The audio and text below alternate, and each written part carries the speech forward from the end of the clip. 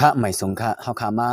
เล็บเห็นเกงยอและเกงยอถอนกันในคันเนาะวันเฮาขาอันตั้งสุดเฮาขามาลายเกงยอนะให้มันเป็นอันเขาว่าเกงตู้นั่นอันตั้งคันนั้นเนาะ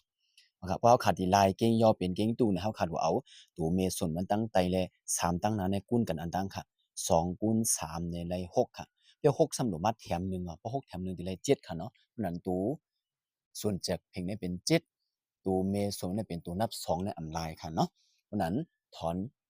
4คูณ2ค่ะตัวเมส่วนเนี่ยเป็นตัวไต4ก็4ค่ะเอา4คูณ2ไล8ค่ะเนาะ8และแถม3ในที่ไล11ค่ะเนาะ11ค่ะวันนั้นเฮาก็เอา2ปูน7ปูนเนี่ยถอน8 4ปูน11ปูนค่ะเนาะ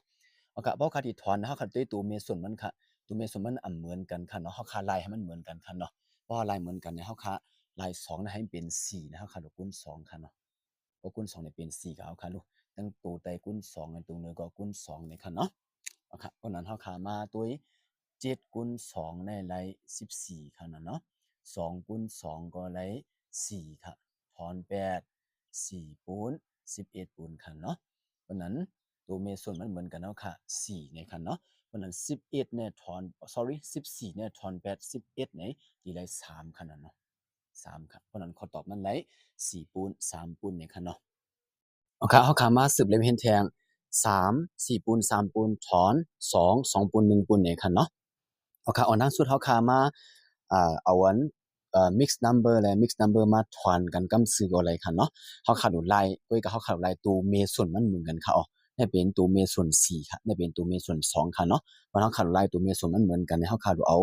ตัวนับ2ในคูณ2ค่ะโอ้ตัวใดคูณ2เอาตัวหนึ่งก็หรือคูณ2เอาค่ะเนาะ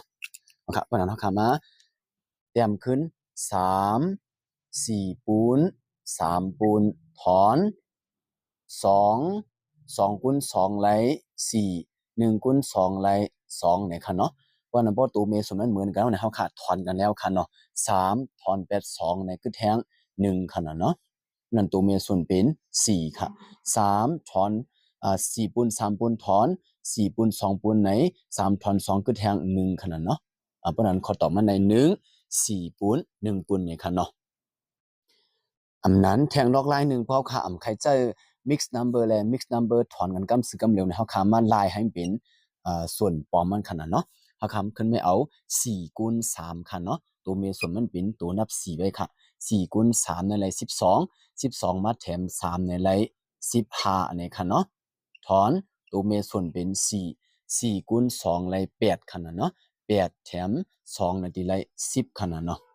เพราะนั้นตัวเมส่วนมันตัวนับ4เหมือนกันเนาะค่ะฮุบแต้มตัวเร็ว4ค่ะ15ถอน80ไหนคือแตง5ขนาดเนาะย่อมเบอร์ตัวเมส่วนมันเป็น